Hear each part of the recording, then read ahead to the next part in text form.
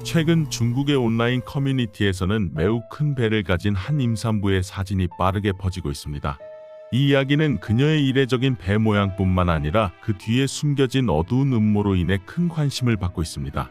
12개월 동안 그녀의 배 무게만 55kg에 달했으며 그녀의 몸은 점점 더 야위고 병약해졌습니다. 이 시점에서 의사가 그녀의 시어머니가 계속해서 이상한 약을 먹게 했다는 사실을 발견하자 모든 의심은 시댁으로 향했습니다. 상황은 그녀의 복통이 점점 더 심해지고 생명이 위태로워지면서 절정에 달했습니다. 그녀는 과연 자신의 거대한 태아와 함께 살아남을 수 있을까요? 시어머니는 정말 이 모든 일의 배우일까요? 이야기를 시작하기 전에 새로운 영상을 놓치지 않도록 채널 구독을 잊지 말아주세요. 이 이야기는 중국 광둥성에서 실제로 발생한 사건입니다. 오늘 이야기의 주인공은 펑시메이입니다. 펑시메이는 광둥성 화저우시 관차오진 플랜포 마을의 가난한 농촌 가정에서 태어났습니다. 그녀의 가족은 빈곤에 시달리며 경작할 수 있는 땅이 거의 없었고 척박한 땅을 의지해 생계를 이어갔습니다. 그들은 몇 년 된 낡고 허름한 집에서 살았으며 값진 물건은 하나도 없었고 매 계절마다 수확한 약간의 쌀과 옥수수만 있을 뿐이었습니다. 펑시메이의 부모는 비록 가난 속에서 살았지만 노후를 의지할 딸이 있다는 것에 큰 행복을 느꼈습니다. 펑시메이는 어릴 때부터 결핍된 삶을 살았으며 1년 내내 새 옷을 입을 기회조차 없었습니다. 그녀는 종종 친구들과 함께 마을 사람들이 버린 낡은 옷을 주워 깨끗이 세탁한 뒤 다시 입곤 했습니다.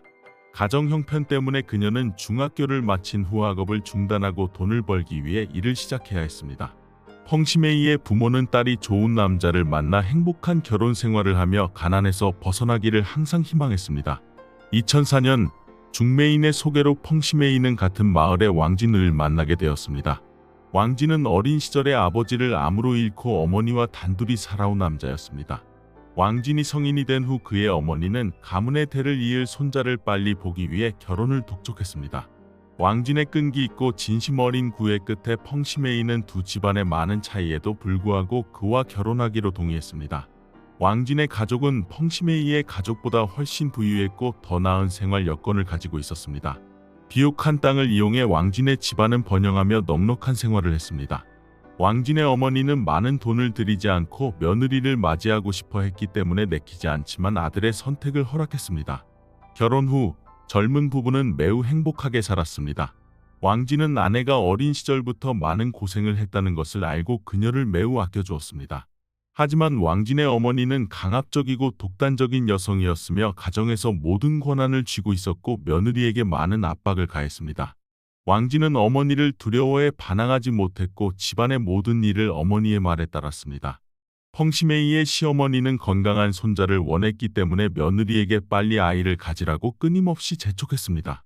결혼 초기에 펑시메이는 집안일과 농사일을 모두 해야 했으며 아이를 가지지 못한다는 이유로 시어머니에게 계속해서 질책을 받았습니다.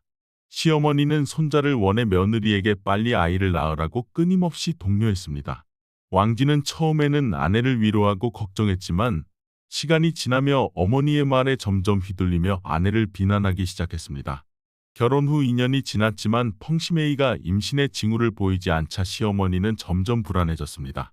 그녀는 며느리를 달기 알을 낳지 못하는 암탉에 비유하며 비난을 퍼부었습니다. 이웃들이 손자 소식을 묻는 질문에 지친 시어머니는 모든 책임을 며느리에게 돌렸습니다. 아들의 재혼을 위해 더 많은 돈을 쓰고 싶지 않았던 그녀는 마을의 한 여성에게서 민간요법을 찾아냈습니다. 시어머니는 어디선가 얻어온 여러 가지 한약재와 뿌리를 술에 담가 며느리에게 강제로 먹였습니다. 뿐만 아니라 주민들 사이에서 전해지는 기이한 민간요법까지도 시도하며 펑시메이가 빨리 임신하기를 원했습니다. 가난한 집안에서 온 펑시메이는 시댁에서 목소리를 낼 수 없는 위치에 있었습니다. 착하고 순종적인 그녀는 자신이 시댁에서 아이를 낳지 못하는 것을 자책하며 시어머니의 말을 따랐습니다. 펑시메이는 시어머니의 말에 따라 숲에서 채취한 잎을 끓여 만든 약과 술에 담가 놓은 이상한 뿌리를 마셨습니다. 펑시메이는 이 이상한 약들이 아무리 쓰고 마시기 힘들어도 시어머니의 말을 따르며 단 한마디도 불평하지 않았습니다. 시어머니는 며느리가 약을 버릴까 두려워 매번 펑시메이가 약을 마실 때 옆에서 철저히 감시했습니다. 한약의 독특한 냄새와 맛 때문에 펑시메이가 구역질이 날 정도로 힘들어도 시댁 식구들에게 꾸중을 들을까 두려워 아무 말도 하지 않았습니다. 이렇게 해서 펑시메이는 시어머니의 철저한 감독 아래 거의 반년 동안 지속적으로 약을 복용했습니다. 얼마 후 펑시메이의 배는 점점 커지기 시작했고 생리가 멈추고 입덧과 같은 임신 초기 증상이 나타났습니다. 그녀는 자주 구역질을 느꼈고 거의 음식을 먹을 수 없는 상황이 계속되었습니다. 펑시메이의 임신 징후를 확인한 시어머니는 무척 기뻐하며 온 집안은 이웃들의 축하와 웃음소리로 가득 찼습니다. 모두들 그녀가 임신했다고 확신했으며 특히 왕진의 어머니는 자신의 민간요법 덕분이라고 자랑스러워했습니다. 시어머니는 마을 사람들에게 자신이 전통약을 사용해 며느리가 임신했다고 자랑하며 이 소식을 널리 알렸습니다. 임신한 후에도 시어머니는 펑시메이를 자주 꾸짖으며 그녀가 음식을 가리는 것을 문제 삼았습니다. 시어머니는 며느리가 충분한 영양을 섭취하지 않으면 태아에게 나쁜 영향을 줄 것이라고 걱정했습니다. 펑시메이는 약한 처지 때문에 아무 말도 할 수 없었고 눈물을 삼키며 출산 후에 모든 것이 나아지길 희망했습니다. 그녀는 아이를 낳기만 하면 시댁에서 자신의 지위가 나아질 것이라고 생각했습니다. 그러나 시간이 지나면서 그녀의 배는 점점 비정상적으로 커졌고 몸이 너무 무거워져 일어서기도 힘들어졌습니다. 그녀는 심한 날에는 침대에 누워 고통을 참으며 보내야 했지만 이 모든 것이 임신 중에 겪는 정상적인 일이라고 믿으려 했습니다. 남편 왕진은 걱정스러워하면서도 아내를 위로하며 모든 임신부가 겪는 자연스러운 반응이라고 말했습니다. 처음에는 펑시메이도 남편의 말을 믿었지만 얼마 지나지 않아 상태가 더 악화되었습니다. 3개월이 채 되지 않아 그녀는 자주 어지러움을 느끼고 구토를 조절할 수 없었으며 호흡이 거칠어지고 심지어 몇 번이나 기절하기도 했습니다. 태아의 상태가 비정상적으로 보였지만 시어머니는 비용이 많이 들 것을 우려하며 그녀가 도시로 가서 진찰받는 것을 강력히 반대했습니다. 시어머니는 펑시메이가 도시로 가는 것을 이용해 태아를 낙태하려고 한다고 의심하며 더욱 단호해졌습니다. 며느리의 배가 점점 커지자 시어머니는 그녀의 건강을 걱정하기는커녕 오히려 펑시메이가 음식을 충분히 먹지 않아 생긴 문제라고 비난했습니다. 마을 여성들에게 자문한 결과 시어머니는 펑시메이가 쌍둥이나 새쌍둥이를 임신했을 가능성이 높다고 결론지었습니다. 이에 따라 시어머니는 더욱 기뻐하며 자신이 곧 3명의 손자를 맞이할 것이라고 생각하며 마을을 돌아다니며 이 소식을 알렸습니다. 그러나 펑시메이를 병원에 데려가 검사를 받은 적은 한 번도 없었습니다. 마을 사람들은 펑시메이를 안타까워했지만 동시에 그녀가 새 아이를 한 번에 낳을 수 있다는 것을 행운으로 여겼습니다. 시어머니의 기쁨을 본 펑시메이는 더 이상 생각하지 않고 홀로 이상한 통증을 묵묵히 견디며 지냈습니다. 5개월이 지나자 그녀의 배는 비정상적으로 커져 일상생활조차 제대로 할 수 없게 되었습니다. 밤에는 자연스럽게 몸을 뒤척일 수 없었고 계단을 오르내릴 때는 항상 2~3명의 도움을 받아야 했습니다.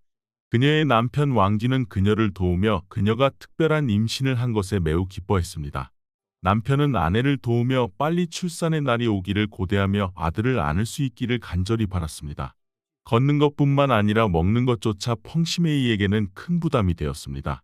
이상하게도 그녀는 음식을 먹을 때마다 심한 구토를 했고 그로 인해 점점 더 야위고 창백해졌습니다. 이 모습을 본 시어머니는 그녀를 더욱 꾸짖으며 태아를 위해 억지로 음식을 먹으라고 강요했습니다.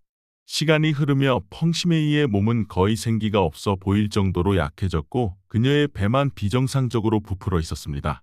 펑시메이를 보면 그녀의 거대한 배가 아니었다면 누구도 그녀가 임신부라고 생각하지 않을 것입니다. 그러나 남편의 가족들은 아마도 그녀의 몸이 음식을 견디지 못하는 것이 아닐까 생각했습니다.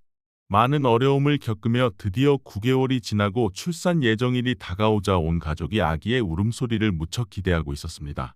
출산 예정일이 가까워지자 펑시메이의 가족은 분주해지며 아기를 맞이하기 위한 준비에 나섰습니다.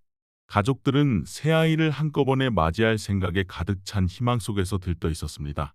그러나 시간이 흘러도 그녀의 배는 진통의 기미를 보이지 않았고 기다림이 길어지면서 가족들 사이에 긴장과 불안이 감돌기 시작했습니다. 펑시메이의 배는 점점 더 비정상적으로 커졌고 그 이유를 이해할 수 있는 사람은 아무도 없었습니다. 10개월이 지났지만 펑시메이는 여전히 출산할 기미가 보이지 않았으며 이로 인해 가족들의 걱정은 더욱 깊어졌습니다.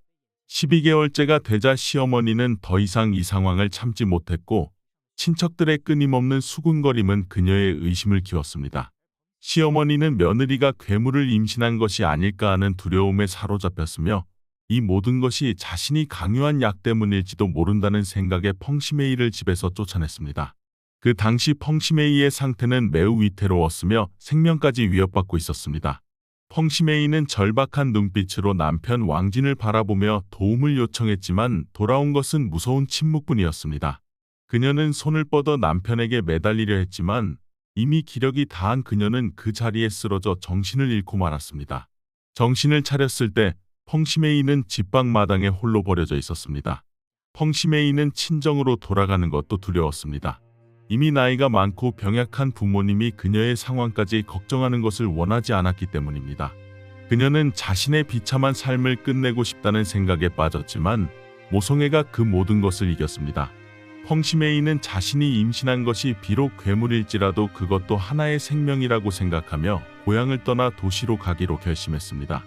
그녀는 마을 사람들의 시선을 피하기 위해 도시로 떠나기 시작했고 길 위에서 그녀를 불쌍히 여긴 트럭 운전사들은 그녀를 태워주며 요금을 받지 않았습니다. 마침내 펑시메이는 광저우에 도착했지만 돈도 없고 아는 사람도 없어 공원을 떠돌 수밖에 없었습니다. 낮에는 거리를 방황하며 걷다가 밤에는 공원에서 벤치나 잔디 위에 누워 잠을 청하곤 했습니다. 밤이 되면 그녀는 쓰레기장 옆에서 몸을 숨기며 버려진 옷을 주워 입고 남은 음식을 찾아 먹으며 연명했습니다. 펑시메이는 왜 하늘이 자신에게 이렇게 가혹한지, 왜 평온한 삶을 살 기회조차 주지 않는지 이해할 수 없었습니다. 결혼식 날의 기억이 어제 일처럼 생생히 떠올랐지만 이제는 모두 사라지고 마치 꿈처럼 느껴졌습니다. 그 후에도 펑시메이는 점점 무거워지는 배를 안고 도시를 방황했습니다. 앉는 것조차 어려운 일이 되었고 몸을 뒤척이는 것조차 고통스러웠습니다. 신체적인 어려움뿐 아니라 그녀는 주변에 아무도 없는 고독함 속에서 점점 야위어갔습니다. 그녀의 눈은 움푹 들어갔고 피부는 창백했으며 걸음걸이는 삶의 무게를 짊어진 듯 무거웠습니다. 시간이 지날수록 그녀의 배는 더욱 커졌고 그녀는 점점 더 자신이 괴물을 품고 있다고 확신하게 되었습니다. 펑시메이는 병원에 가서 검사를 받고 이 상태를 끝내고 싶었지만 가진 돈이 전혀 없었습니다. 그녀는 이 상황이 계속된다면 결국 죽음에 이를 것이라는 사실을 깨달았지만 자존심 때문에 주변 사람들에게 동정을 구하거나 비웃음을 받고 싶지 않았습니다. 절망적인 상황 속에서 그녀는 병원에 가기로 결심했습니다. 만약 죽게 되더라도 최소한 병원에서 화장을 해줄 것이라는 생각에서였습니다. 2009년 겨울의 어느 날 펑시메이는 광저우의 한 대형 병원에 들어섰습니다. 그녀는 죽음을 받아들일 준비를 한 채 병원의 문을 열었습니다. 비정상적으로 큰 배를 가진 그녀의 등장은 환자들과 의료진들의 이목을 끌었습니다. 환자, 간호사, 의사의 모든 호기심과 걱정스러운 시선이 모두 그녀를 향했습니다. 그녀가 숨이 차는 모습을 볼 때마다 몇몇 사람들이 다가와 따뜻한 물을 건네며 그녀의 상태를 물었습니다. 펑시메이는 자신이 도착한 병원이 광저우에 있는 가장 큰 암 전문 병원인 푸다 국제암병원이라는 사실을 몰랐습니다.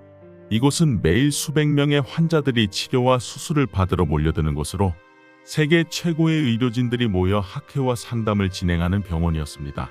그날 병원장 슈커청은 중요한 회의에 참석하기 위해 병원에 방문했습니다.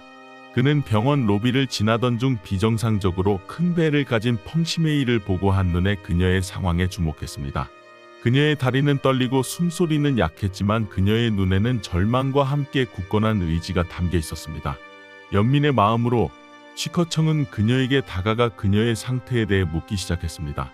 펑시메이의 사연을 들은 병원장 슈커청은 즉시 병원의 진료와 초음파 검사를 지시하며 그녀에게 병원비를 청구하지 않겠다고 말했습니다. 의료진은 초음파 검사를 진행했지만 그녀의 뱃속에서 태아는커녕 내장기관조차 명확히 보이지 않았습니다. 이러한 결과는 의료진과 가족 모두를 혼란과 두려움에 빠뜨렸습니다. 한 의사는 펑시메이의 복부 지방이 지나치게 두꺼워 내부 장기를 가렸을 가능성을 제기했고 이를 확인하기 위해 즉각 CT 촬영을 결정했습니다. 여러 과에서 시행된 일련의 검사 끝에 나온 최종 결과는 펑시메이를 충격에 빠뜨려 말을 잇지 못하게 만들었습니다. 그녀의 뱃속에는 태아가 아닌 거대한 액체 덩어리가 자리 잡고 있었던 것입니다. 이 거대한 덩어리는 제때 발견되지 않고 방치되어 결국 암으로 발전했습니다. 펑시메이가 상상했던 괴물은 사라졌지만 대신 무려 55kg에 달하는 거대한 낭종과 복수로 가득 찬 배만이 남았습니다. 펑시메이가 임신한 것이 아니라는 사실을 알게 된 시커청 원장은 망설임 없이 그녀의 치료를 약속했습니다. 그녀는 수술비를 감당할 수 없다고 설명했지만 시 원장은 미소를 지으며 모든 치료를 무료로 제공하겠다고 안심시켰습니다. 그의 간단하지만 강력한 말은 절망 속에 빠진 펑시메이에게 한 줄기 희망의 빛이 되었습니다. 펑시메이는 눈물을 흘리며 시커청 원장을 구원자로 여기고 그의 손을 붙잡고 연신 정말입니까? 라고 물었습니다.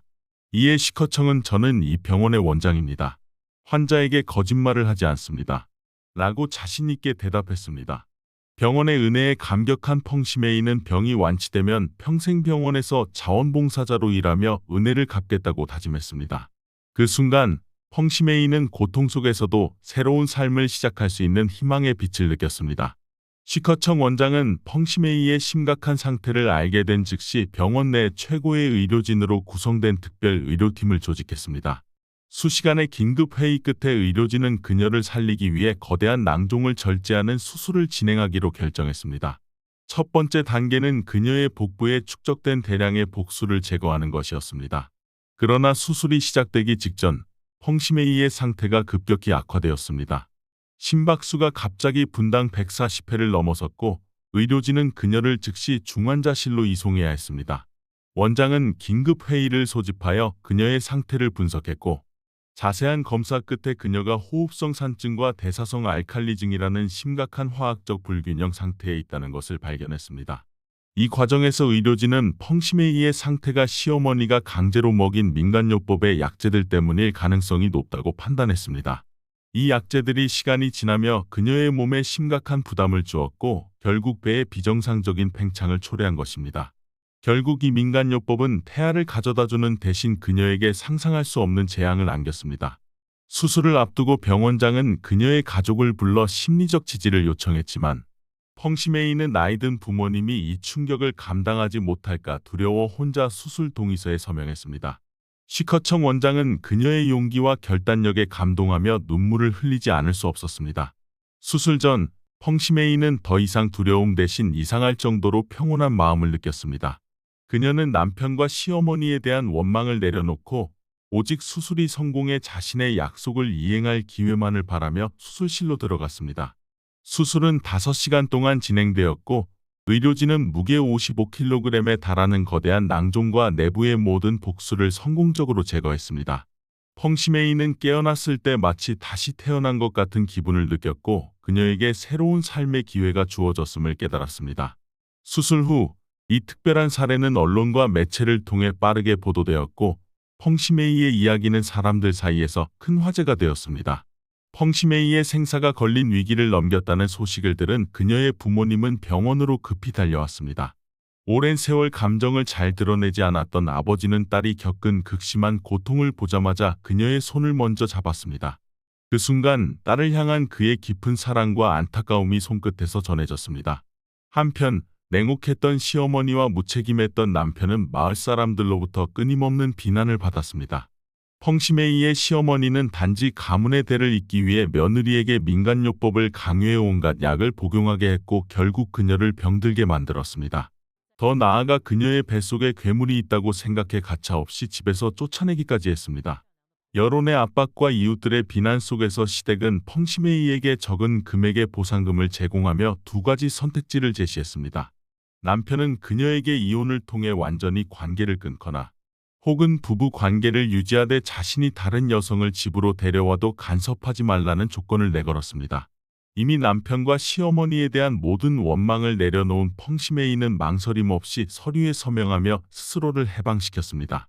펑시메이의 이야기는 단순히 의학적 기적을 넘어서 인간 의지의 위대한 힘을 보여주는 사례로 남았습니다.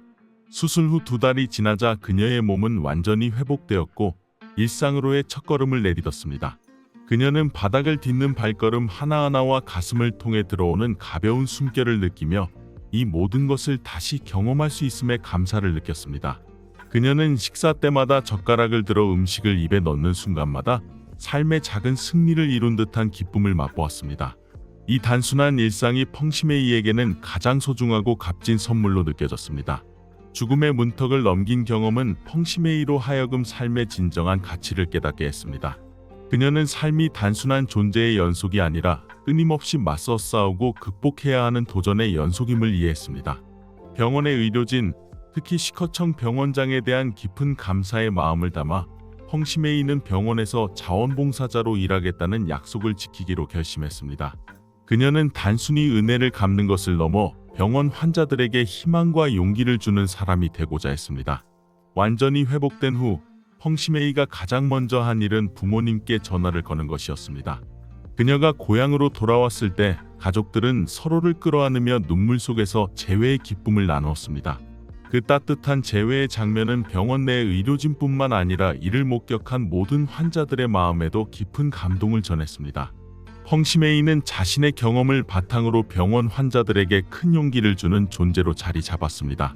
더욱 놀라운 사실은 그녀가 이 힘겨운 재생의 여정 끝에서 진정한 사랑을 찾았다는 점입니다. 그녀는 새로운 사랑과 함께 결혼의 가정을 꾸렸고 삶의 새로운 장을 시작했습니다. 펑시메이의 감동적이고 의미 있는 이야기에 대해 여러분은 어떤 생각을 가지고 계십니까? 그녀의 삶에 대한 의지와 극복의 과정을 보고 느낀 점을 아래 댓글란에 자유롭게 공유해 주세요. 여러분의 생각을 듣는 것은 우리에게 큰 기쁨이 됩니다.